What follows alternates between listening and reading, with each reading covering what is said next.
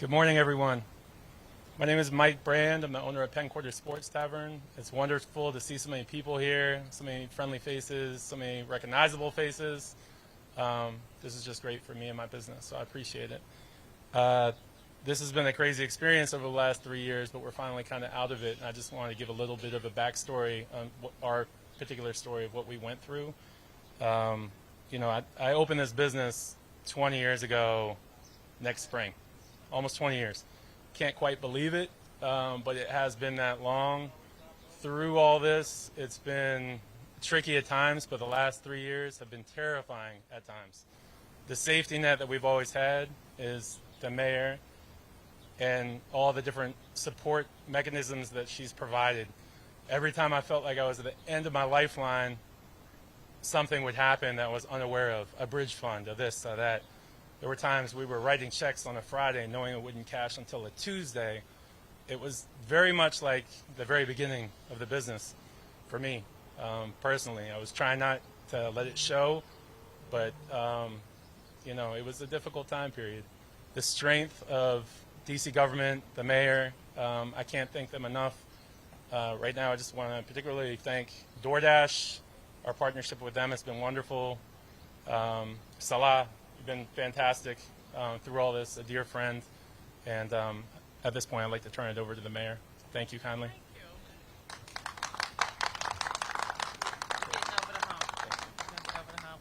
Let's give Mike a big round of applause. Representing a lot of our hospitality owners out there who are feeling like we're getting over the hump.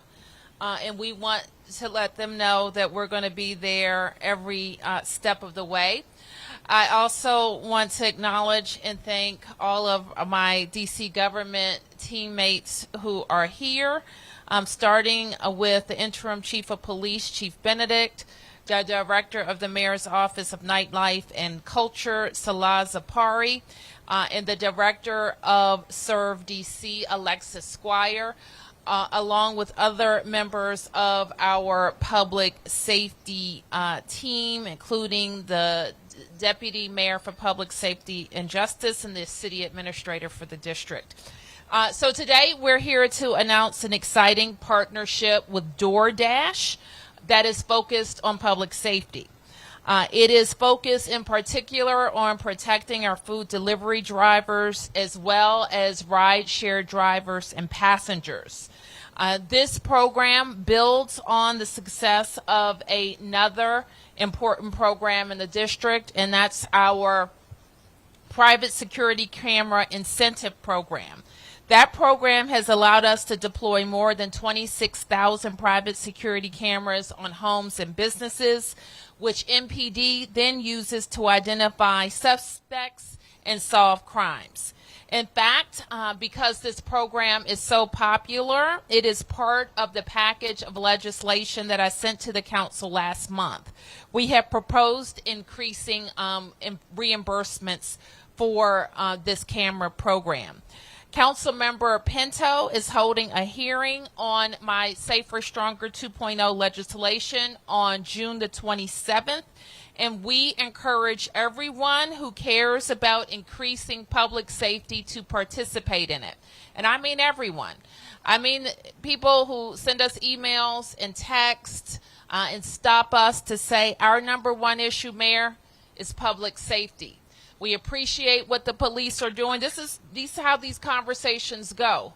But we want to make sure that we are safe in our communities. So this legislation attempts to close gaps that we found in the law, talking to all of our public safety partners, and we think it needs to be urgently passed by the Council of the District of Columbia.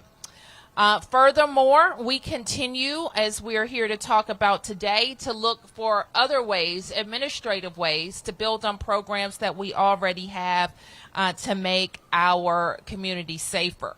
So this new program will, in partnership with DoorDash, allow us to deploy dash cams for food delivery drivers and rideshare drivers.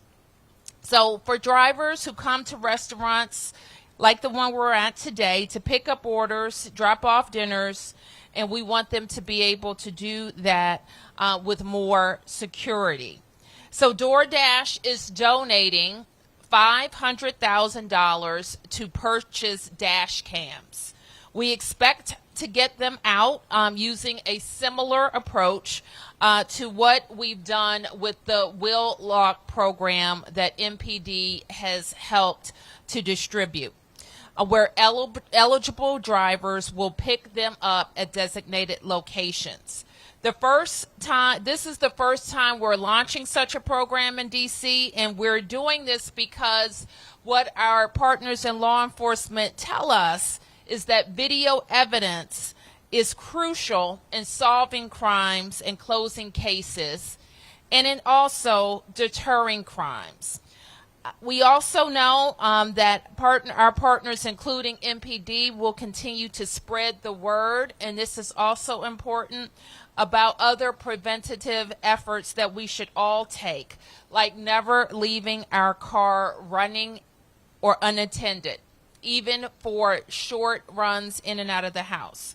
To that end, the partnership also includes a streamlined process for MPD to collaborate with DoorDash's law enforcement response team, which will allow detectives to seamlessly get crucial information and evidence that they need directly from a designated point of contact. It will also allow us to share information and regular briefings on best practices from MPD to keep our drivers safe.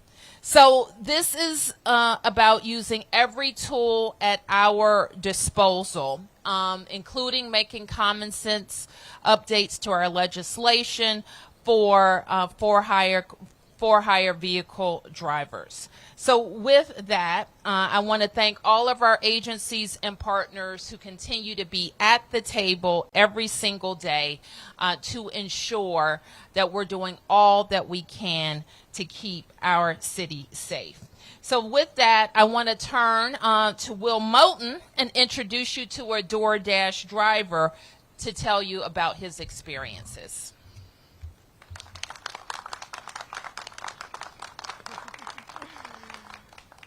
Thank you, Mayor Bowser. That was a great introduction. Loved it. And thank you all for joining me here and all of us on part of Mayor Bowser office and DoorDash as well. My name is Will Moulton. I am a native from D.C., Washington, D.C., Southeast. And I started dashing a few months ago, basically because I was in school and also still in school and working a full-time job. So DoorDash had given me that flexibility to basically work and go to school and, you know, have a way to make income still. And I work at Dulles Airport as an IT technician. So now I'll be transferring to DCA, closer to DC, at Ronald Reagan. There you go. And now I'm also studying at Urban Ed, getting more IT certifications in Security Plus and Network Plus and also AWS. And that's just also been my passion to basically be in IT, and also a new passion to work with DoorDash as well.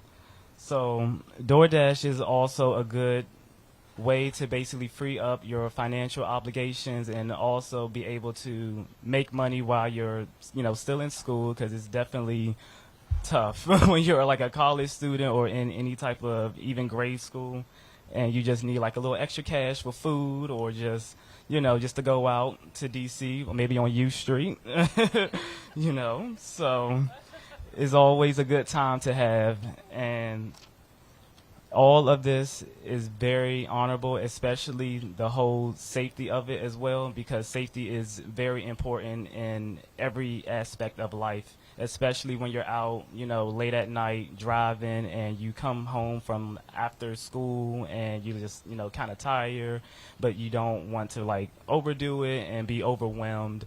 So safety, for those reasons, has been a big issue in, you know, younger generations like myself, and basically having that ability to partner up with the mayor office to ensure that safetyness is a very outstanding job.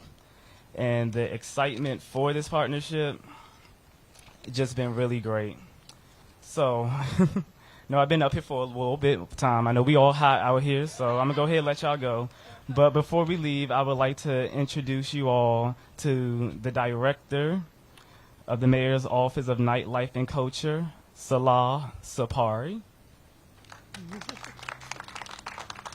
Thank you, Will. Let's give it up for Will one more time.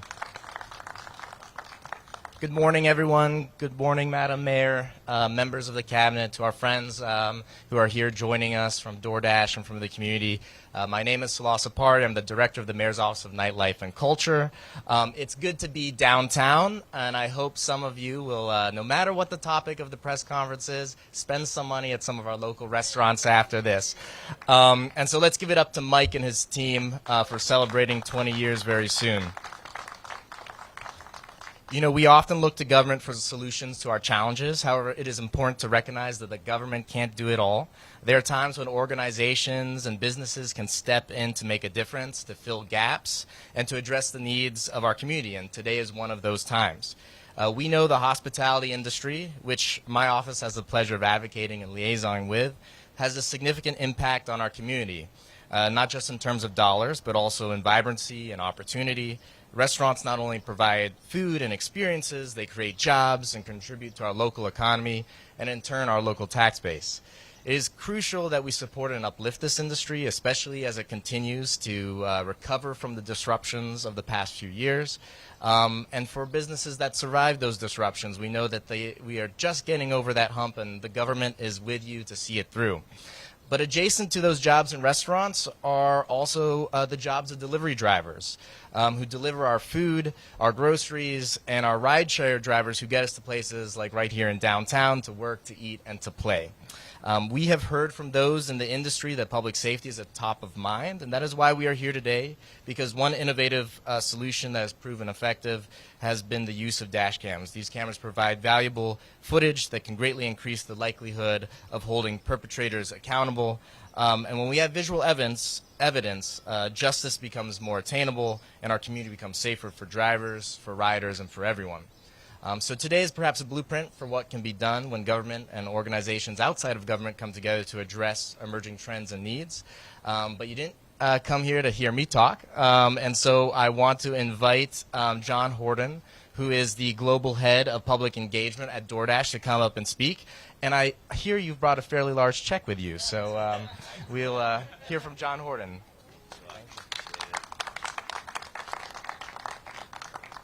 Good morning, everyone. Thank you all for joining us here today.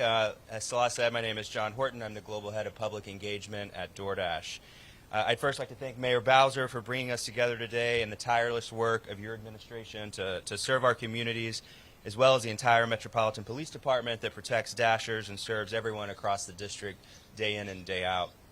I'd also like to thank Salah, the Director of the Mayor's Office of Nightlife and Culture, Alexis Squire, the Chief Service Officer of Serve DC, and our tremendous Dashers like Will, who are joining us here today. I'd also like to thank Mike for hosting us. I'm honored to join you all today as we recognize this first-of-its-kind partnership. The broad group of folks that are up here today, I think, underscores the importance of the work we're doing together to achieve a safer future for everyone in Washington, D.C. And when it comes to safety, nothing is more important to us at DoorDash. We know that sharing the streets in the cities in which we serve also means sharing their challenges, which is why we continue to lead the industry by rolling out new safety products, policies, and partnerships like the one we're announcing here today. From our Safe Dash check-in feature that gives Dashers greater peace of mind while dashing, to real-time safety alerts that help keep Dashers out of harm's way, are to being the first in the industry to offer occupational accident insurance free of charge to all Dashers in the U.S., we're constantly working to make dashing even safer. And we've seen how Mayor Bowser and MPD are exploring new and innovative ways to strengthen public safety, and we're eager to support those efforts. And that's why we're here today, to announce our support for the Bowser administration's bold vision for a safer, stronger D.C. by providing the tools, resources, and collaboration that they need. Simply put, our goal is to keep Dashers and everyone in the district safe. And to echo the mayor's remarks, here's how we plan to get there in partnership with D.C. First, we'll be sharing insights and information with MPD to help provide its officers with a deeper understanding of incidents that occur on our platform.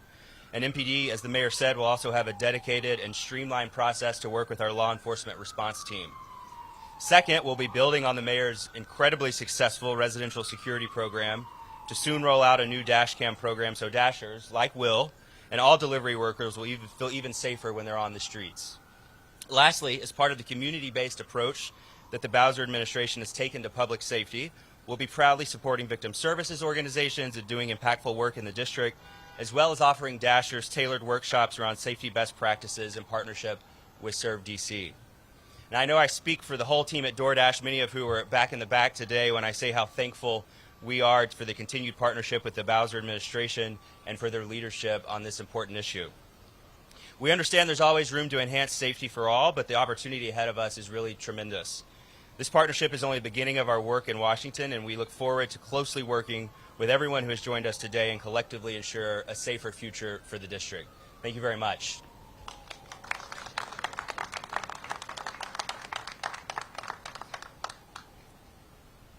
And John, I believe your team has something you'd like to present the city.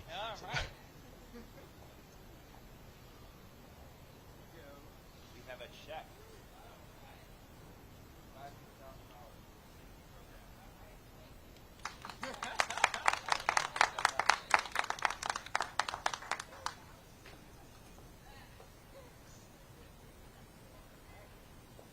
So, Madam Mayor, if it's all right with you, we thought we might bring up some DoorDashers and hand out some of our first camera giveaways. So we can invite the DoorDash team. And we also have some stickers that have been made that say, "Smile, you're on Dash Cam." So that will be available to all the rideshare drivers and delivery drivers that get these.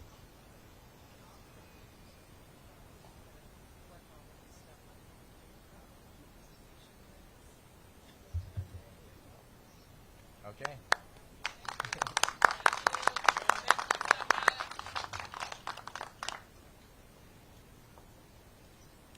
Okay.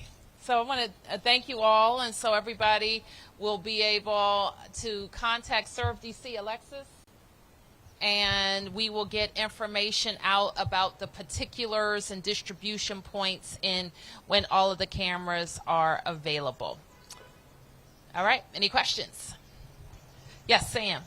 So, Mayor, I see they're giving $500,000 to this effort. Does this apply to other companies as well, or just? Sure. So let me ask the Deputy Mayor to talk about it a little more.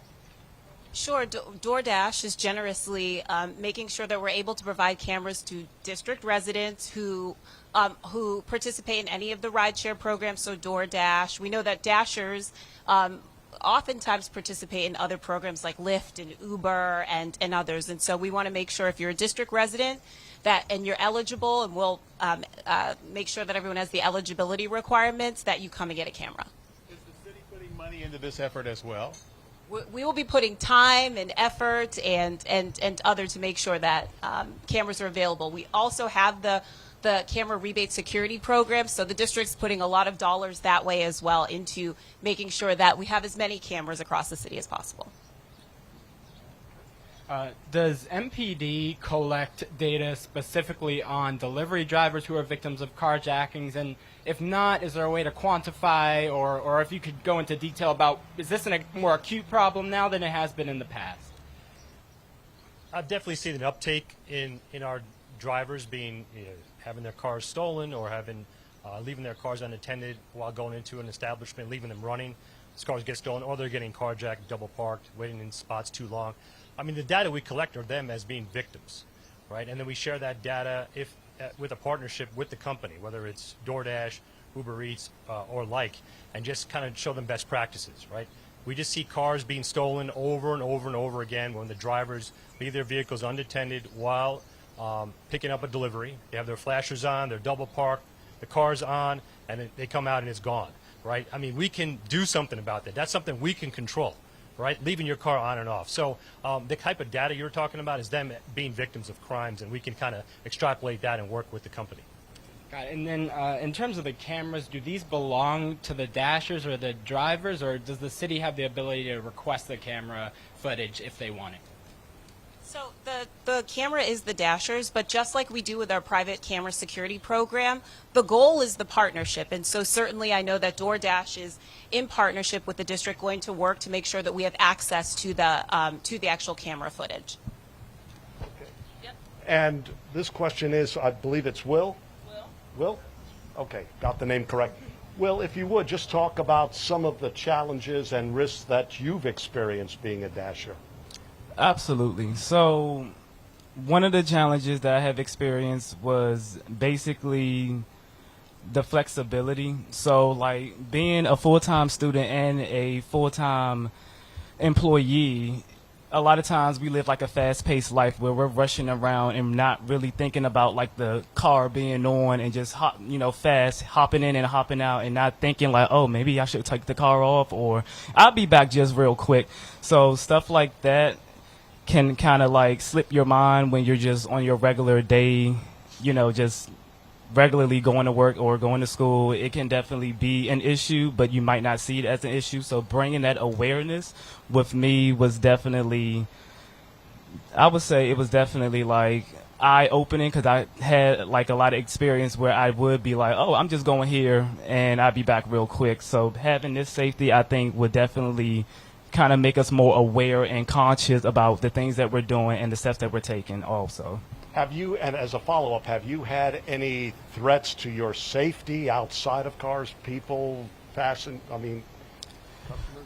With my experience, I haven't had any personal threats of my safety, but I have been observant around the environment that I am, especially late at night and, especially on the weekends where people can be intoxicated and on drugs, and you can kind of tell like something's off and be aware and alert.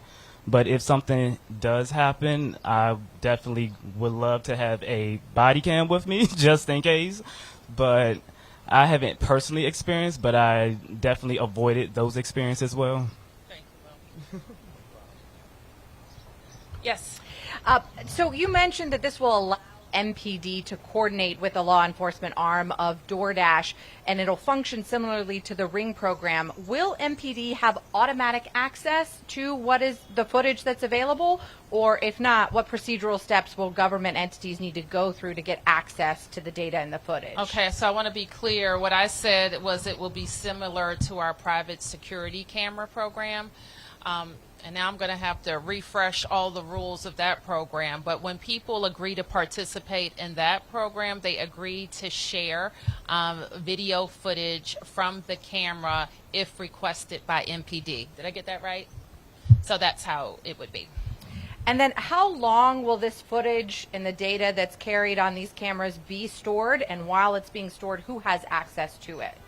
The camera holder has access to the footage, and we will release a little bit more details about our expectations of the camera holders, how long they should keep it, and how soon, when asked, they should submit it.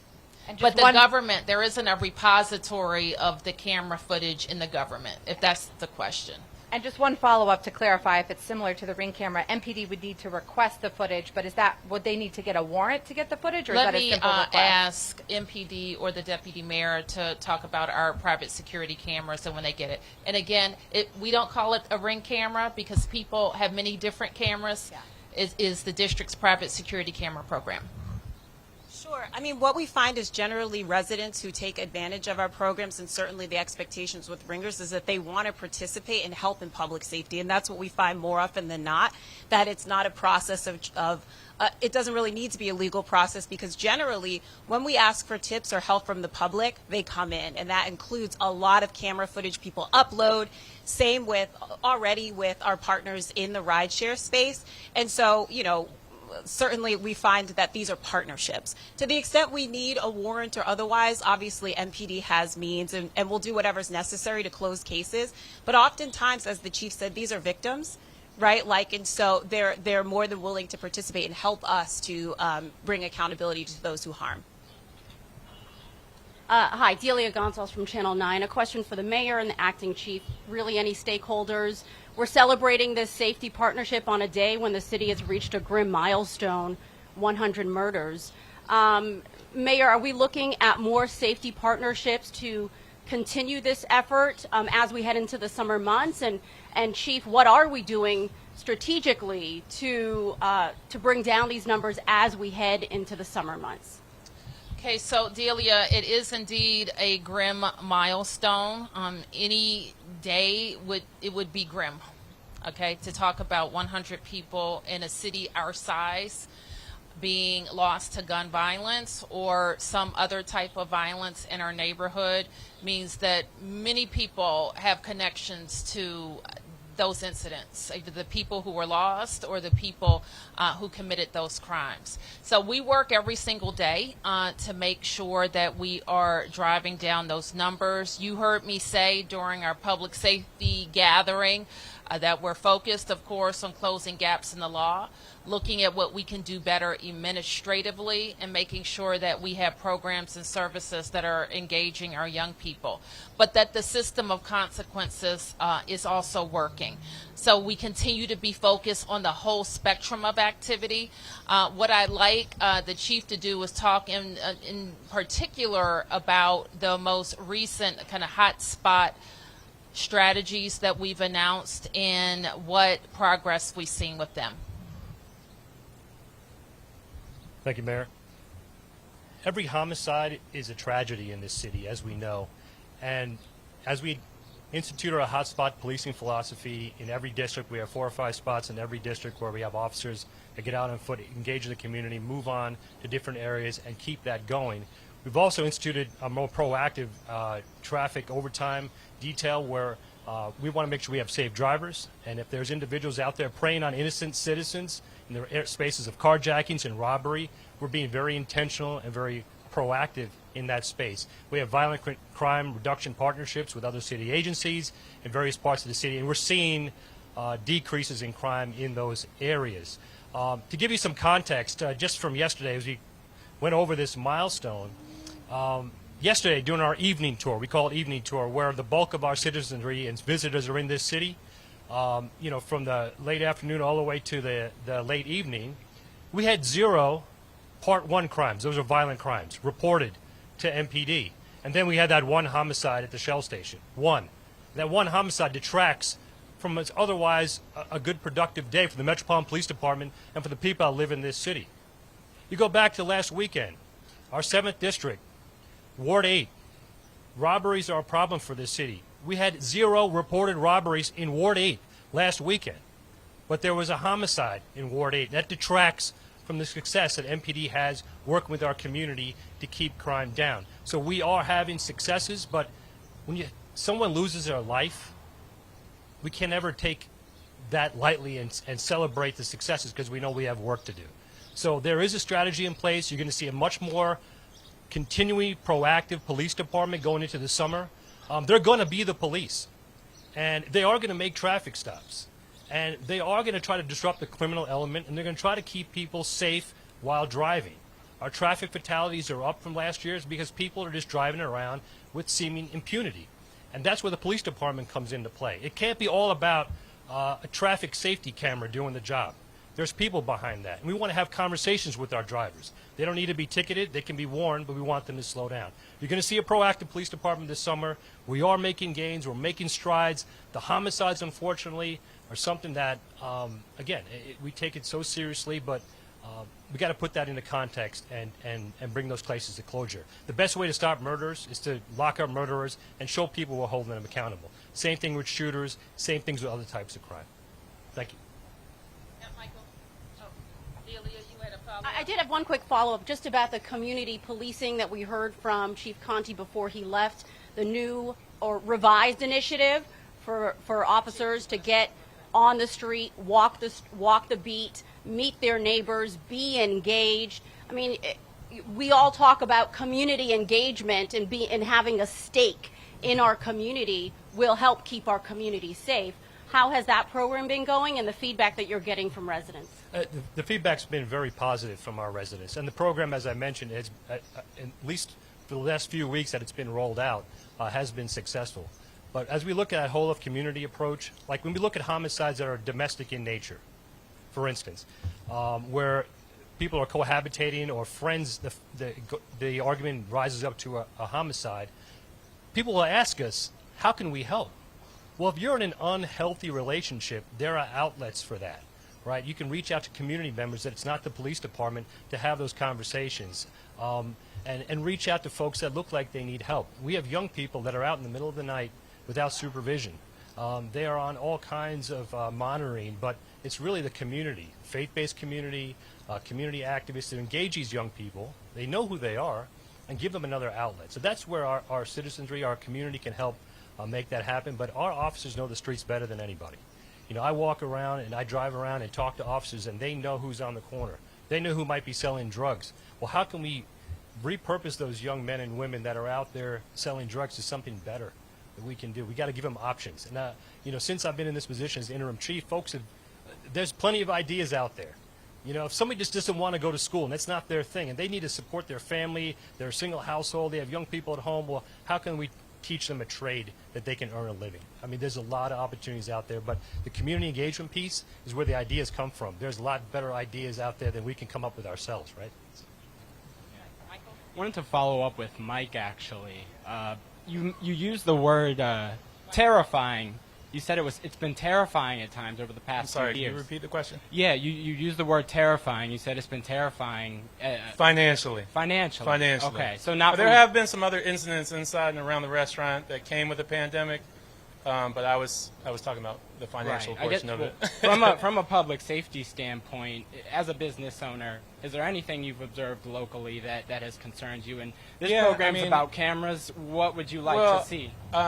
I can't speak to that exact thing about the delivery service, but as far as the restaurant, over the last 3 years, we've seen kind of an uptick on things that are happening downtown.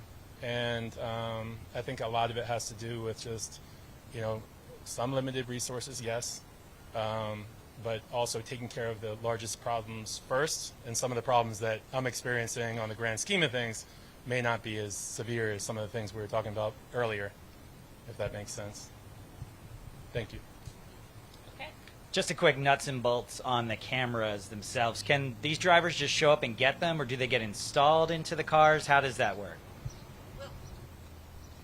We'll outline all of that. There'll be installation points or points where they can pick up. They're not that complicated to install, right? Like you see all the time that people have, oftentimes in DoorDash and other delivery services, the actual things right on their dashboard. And so this isn't a complicated process, but certainly we're here to assist to make sure that they're installed properly or otherwise. Mayor, just to follow up with you, it's been a few days since you announced that you were doing the survey about what the community wants to see from its new police chief. Can you update us on where that is, or give us some indication of what people are telling you? Thank you. So actually, I'm going to ask the deputy mayor to also announce excuse me, another community input process that we're undergoing. I think you've heard me say before that we are encouraged by the high quality of candidates who are interested in our exceptional police department, and we are at the early stage of our interviewing process. Sure. So on the survey, I look at the numbers, and there have literally been hundreds upon hundreds of residents across the district, primarily district residents, and what is honestly encouraging to me is across all 8 wards, but the largest number coming from wards 7 and 8, who are weighing in and really giving very robust answers about what they're looking for, that they need a chief who really understands that they are a strong policy advocate. Which, I mean, and maybe was surprising, but the mayor has said that, but it's what our residents are telling, that they understand the environment that we are in, and that across the city people want to feel safe, and that they play a lead role in that. And so we are getting very robust feedback from residents, and really encourage residents to go and take the survey, because we do want to hear from you. We talk about community policing.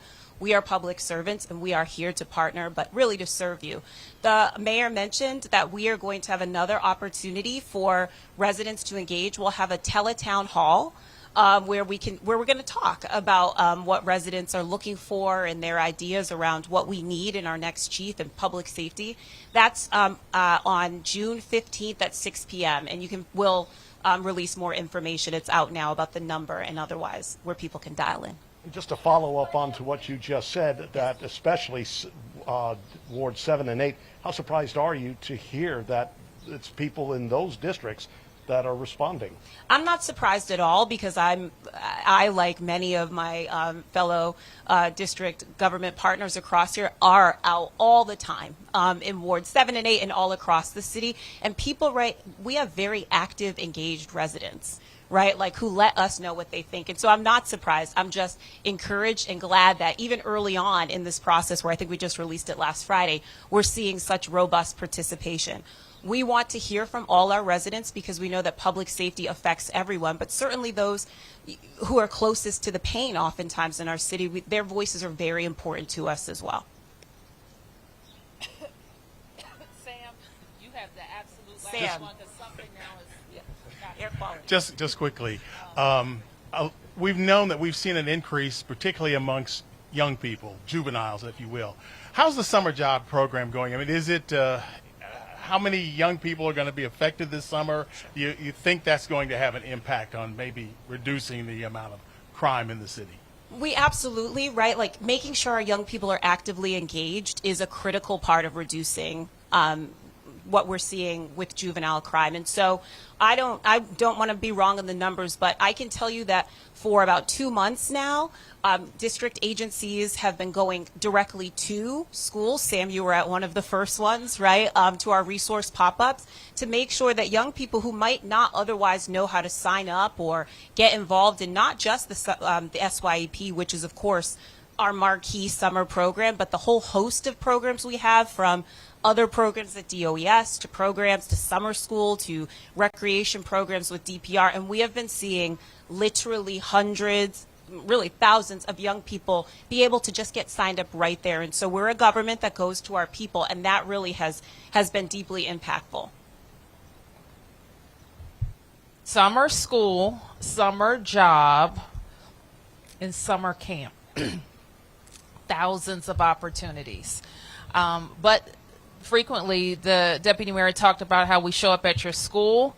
We're not necessarily going to knock on your door, right? So parents, grandparents, aunts, uncles, kids that aren't engaged. School doesn't let out until June the 24th. If you don't know where to go or who to ask somebody at school. To make sure that you're being connected to one of those opportunities for your young people. And we haven't taken our thinking caps off. In fact, our teams, the CA and the deputy mayor and all of us continue to be focused on if there are additional programs or an additional service or an additional gap that we can close. We'll be talking about that in the weeks to come as well. Oh, I know. Okay, Gilia. I know. Sorry. Go ahead. A quick question for Acting Director Bowling about if we're going to expand this program to other for-hire vehicles. We know that some Uber and Lyft drivers have had incidents. They are eligible, Delia. They will be eligible for the cameras. So just like the city program? Yes. Okay. They are. All right. Thank you, everybody.